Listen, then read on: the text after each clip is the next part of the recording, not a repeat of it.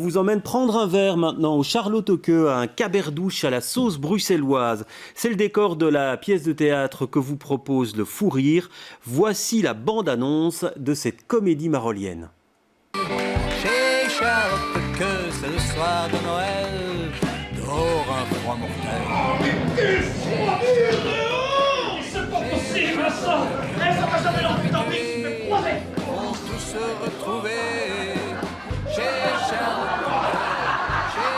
À partir de maintenant, on picote jusqu'au mort! Ah oui, quelle belle journée, le jour de la cagnotte. Vous n'auriez pas un glaçon pour le... Eh, Tiche, si tu veux que c'est pro, tu vas dehors, tu prends un salade qui prend la vache et tu tournes le bord. Mais c'est pourquoi alors? Laisse-moi parler, toi! Eh bien, je suis là pour l'annonce. Mais quel alors? Au journal, le café à remettre. Quoi? Mettre ton café? J'ai encore de me faire larguer. J'ai encore passé un Noël célibataire. Eh, mais t'as qu'à choisir l'un de nous comme maître. Dis, si tu veux vivre une fois une histoire extraordinaire avec une famille de billard, n'hésite pas. Appelle-moi. Bonsoir Kevin Van Der Slaar. Elle est sous-titrée. Oui, dis, cette comment ça se fait? Ouais, parce qu'on comprend pas le Ça, je bruxellois. comprends pas. Bizarre, hein? Ouais, c'est très bizarre, mais bon, allez. Ouais. C'est vous l'auteur de la pièce. Oui. Ce café-là, vous le connaissez? Oui. Au fait, je suis forain à la base, et donc j'ai voyagé presque dans tous les villes, les villages de Belgique. Et des cafés comme ça, j'en ai quand même trouvé quelques-uns. Ouais. J'ai été élevé aussi un peu dans les cafés. Donc, quand la charmante Cathy Thomas est venue vers moi en disant « Bon, j'ai un titre pour une pièce chez Charlotte et j'ai le décor. Est-ce que tu sais m'écrire une pièce ?» Je dis « Écoute, j'ai jamais écrit une pièce, mais elle me dit « Dans le café, tout le temps. » J'ai toute la pièce est dans le café. Ça, je Donc sais. vous aviez juste... Ça, je sais. Oui. Cathy Thomas, bonsoir. Bonsoir. Vous êtes la metteuse en scène de la pièce. Alors, vous aviez une idée et un décor. C'était tout à la base. Et vous dites à Kevin, vas-y, lâche-toi. Oui, grosso modo, c'est ça, dans les gros traits. Mais il est vrai que je travaille à ce concept depuis plus de 5 ans. Et donc, en effet, le décor existait, le titre également. Une partie quand même de l'histoire, de l'ambiance, des personnages qu'on connaît, que toi tu connais, qu'on a rencontrés. Et il me manquait le maillon essentiel, c'était l'auteur avec qui j'allais pouvoir faire... Et quand goûter vous dites le concept existe depuis 5 ans, elle a existé sous d'autres formes, cette pièce? Non, pas du tout. En fait, il y a eu, j'ai prêté ce titre à une pièce bruxelloise dont le titre n'était pas assez porteur, et voilà, tout simplement. Et maintenant, elle renaît de ses cendres avec une autre histoire, etc. C'est ça. Donc, ce café-là, est-ce qu'il existe encore aujourd'hui? Oui, je crois qu'il existe, mais ils existent de moins en moins. Ça, c'est sûr. Mais c'est vrai qu'ils existent encore. Parce que là, vous le placez place du jeu de balle, hein? Ouais. Non, on Dans le, les place à Marolles. on le place à Scarbeck. On ne dit pas exactement où ce que c'est, parce que, bon, voilà, il y a des cafés à Jet comme ça, à Scarbeck, Gansour, mais il y en a aussi à Voslaville ou à Borgerhout. Ouais, l'accent est peut-être différent. Quoi. L'accent est différent. Mais dans notre café, parce qu'on est à Bruxelles, et Bruxelles est quand même une ville internationale, il y a un Flamand qui vient...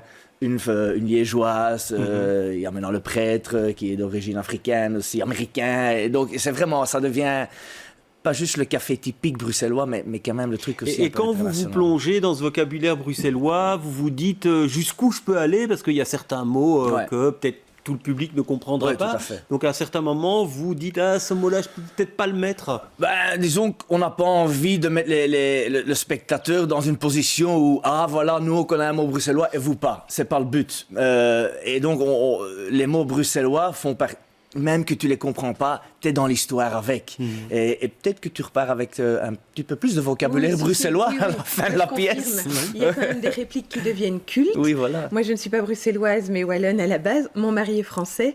Je peux vous dire qu'il y a des répliques, là, ça y est, Et ça fait c'est quoi partie du vocabulaire. la réplique culte du spectacle? Du Fafoul de Rick Sansard. Fafoul. Ouais. Ça, je vois pas. Hein. Ouais, voilà, Fafoul. Van Klettegem. Van Klettegem, ouais. C'est le bruxellois aussi. On invente aussi un peu notre propre langage en mélangeant un français, un flamand, un peu l'argot qui est l'ancien, le bruxellois, bruxellaire. Donc on met un peu de tout ça ensemble. On en fait un melting pot. Mais c'est quand même le vocabulaire de Bruxelles aujourd'hui. Oui, absolument. Parce que, comme tu disais, tu y tenais et tu as raison. Ce qui a déjà été fait fait a été fait avec les Bosman et Coppenol et tout ça. Aujourd'hui, Bruxelles a vraiment évolué et toute cette jeunesse bruxelloise, tout ça a grandi. Alors, on va voir un petit extrait, si vous le voulez bien. C'est l'irruption d'une femme plutôt bon chic, bon genre dans le café. Une Parisienne perdue en Scarbeck. Je ne suis pas parisienne, ça me gêne, ça me gêne. Je suis de Bruxelles, mais la vie m'a emmenée dans pas mal d'aventures et je crois que mon accent n'est survécu à mes nombreux voyages. Une bruxelloise avec un accent parisien. C'est tout ce que j'aime. Vous buvez quelque chose? Ah, laisse tomber, c'est pour moi. Bonjour. Voici ma carte de visite. Je m'appelle Fred. Si vous avez besoin de quelqu'un pour faire la toiture, la corniche, je te refais aussi la plomberie, si tu veux. Oh non, non, ça c'est avant. Maintenant, je suis le nouveau patron de la mitraillette. La quoi? Bon, laissez tomber. Prenez quelque chose pour moi. Non, les petites bordels de nettoyer la reste là, j'en ai marre, j'en cache, j'en ai ras de mon mot. C'est quoi ça, mon sac? Voilà, et on va pas dire ce que c'est, hein, la mitraillette que. On va laisser, faut un peu laisser les spectateurs découvrir. Donc c'est une série de scénettes, on va dire ça. Il y a cette porte qui s'ouvre, qui se ferme, des gens qui entrent, des gens qui sortent. C'est ça le processus d'écriture? Oui, je vais dire, franchement, Eddy Merckx, il a dit le plus difficile à rouler en vélo, c'est d'aller sur le vélo et rouler. Et moi, le plus difficile à écrire cette pièce, c'était franchement, c'est de m'y mettre et d'écrire. Une fois que j'ai commencé à écrire, tous ces personnages, je les connais. Josiane, elle existe vraiment à Scarbeck, à Elmet, dans ce café-là. Moi, j'ai grandi avec une Josiane. Barbara, la parisienne, mais qui vient de Scarbeck, qui joue un autre accent, qui parle... parce que moi, on me dit « Oh, t'as un accent tellement fort. » Je dis « D'où tu viens » On me dit souvent « Mais j'ai derrière le coin. » C'est pas moi qui a changé, c'est vous qui changez votre accent. Moi, je suis bruxellois, mais voilà.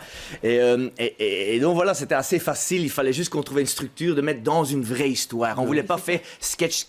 Et dans la mise en scène, on est dans le boulevard, quoi. Je veux dire, on est dans le système de la pièce du boulevard. C'est ça, c'est vraiment très rythmique. Alors, si on est trop dans le rythme, on passe à côté. Si on n'est pas assez dans le rythme, c'est aussi compliqué. Donc, c'est vraiment quelque chose où voilà, ça envoie de l'énergie tout le temps. Et pour revenir à la scène qu'on a vue, parce que Josiane Ecke, on soupçonne un accent pour le coup liégeois.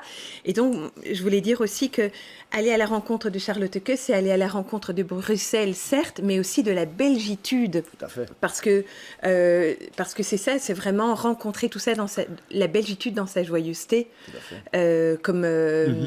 Comme en Wallonie, où moi j'ai rencontré ce facteur, c'est mon grand-père. Mon grand-père était facteur, c'était la vedette du village. Et c'est ça qu'avec Kevin, on s'est trouvés, parce qu'on a rigolé à créer ces personnages. Ouais. Mais il y a tout de même, il y a tout l'héritage. Hein. Il y a Bosman et Coppenol, il y a le mariage de Mademoiselle Beulemans. Beulemans. Et donc cet héritage-là, est-ce que vous vous dites à un moment donné, refaire quelque chose en bruxelaire, ça va peut-être pas être simple? Moi, je suis le plus grand fan de Bosman et Coppenol, de Madame Beulemans, chez Willy. C'est les premières pièces que j'ai été voir. C'était les 3 premières pièces que j'ai été voir. Et après, il y a eu beaucoup avant que j'étais... C'est quand j'étais comédien que j'ai revu des pièces. Sinon, moi, j'étais pas un gars qui allait au théâtre, ma famille non plus. Mais pour Bosman et Coppenol, chez Willy, on allait. J'étais le plus grand fan. C'était un peu un hommage. On n'a pas voulu imiter, parce que tu peux pas imiter, tu peux pas faire semblant. On doit faire, comme on disait, Bruxelles aujourd'hui, un peu à notre sauce.